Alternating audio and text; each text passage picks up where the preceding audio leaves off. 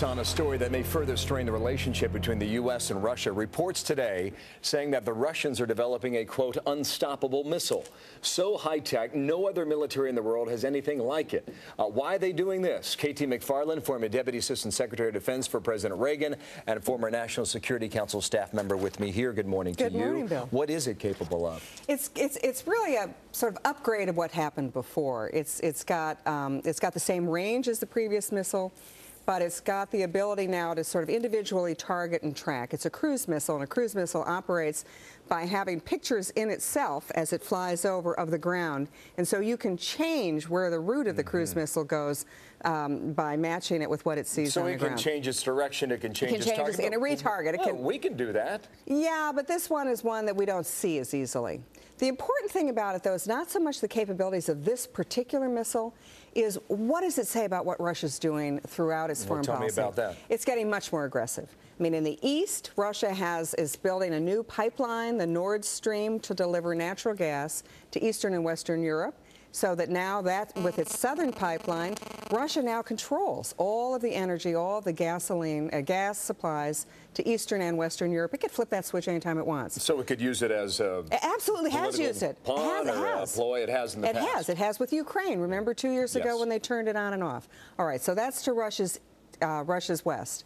What about, Russia's east? It's now made a new arrangement with China for a long-term oil deal with them. And as you've just pointed out, it now has a deal with India to jointly develop a missile. And in the south, when you look at Russia moving to the south, it's all over Iran. Russia is helping the Iranian nuclear program, and Russia has just told Hillary Clinton it's not helping us stop Iran. Let me get back to that point in a moment. You say Russia's on the move. You made that quite clear. You say they really like the Cold War. They just didn't like the outcome. That's right. Are they trying to relive that? The Russians liked the Cold War. It was Russia and America, super colossus astride the world.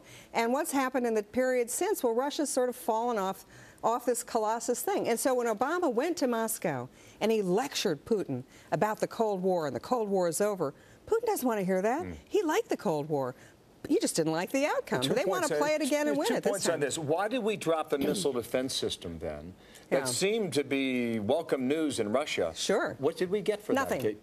And that's the unbelievable thing, Bill.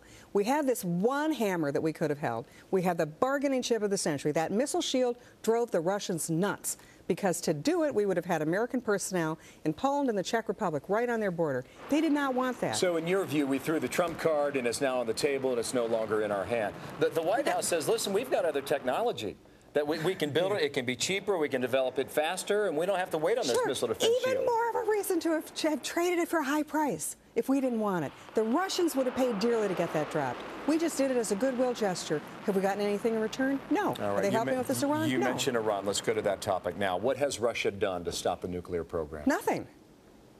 Nothing. They've done nothing to stop Iran. In fact, there's evidence now that there are Russian scientists helping the Iranians. That's why the head of Israel, Netanyahu, went to Russia 2 weeks ago to try to convince them. We had to have known that months ago, right? Yeah, but why is Russia not? They don't have any interest now in stopping the Iranian nuclear program.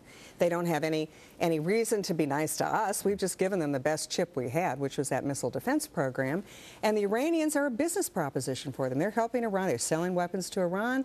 They're selling nuclear technology to Iran. What about the proposal that you take the lightly enriched uranium out of Iran, you take it into Russian territory, you make it highly enriched, you take it back, and all that method is supervised? Yeah, but what does Russia do? Well, it's an okay idea, but what the problem is that then it comes back to Iran, and what does Iran have to do? It just has to enrich it a little bit further, and it's a nuclear capable.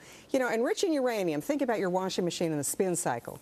You spin it a little longer and you get more enriched uranium. The problem with Russia, I think, right now is it's looking at the situation in the Middle East, and it's saying, if there's a war in the Middle East, if Israel attacks Iran, Iran mines the Strait of Hormuz, what happens to us? Oil prices go through the roof. Sure they do, yeah. And Russia it gives Russia a very strong hand. So it's not necessarily against their interest. Katie, thank you for coming in. Bill, it's something that broke over the weekend, and we were quite keen on it today. I think it's interesting developing this missile with India. India's our friend, right? We've had great relations with that country. That's why Russia is on the move. India, China, Iran, Eastern, Western Europe. Thank you. Thanks a lot. We'll talk again later this week. Okay, KT McFarland on Russia and what's happening there. Shannon has more now back at home. Shannon? Well, running a marathon is no easy task. Several thousand runners hit the streets of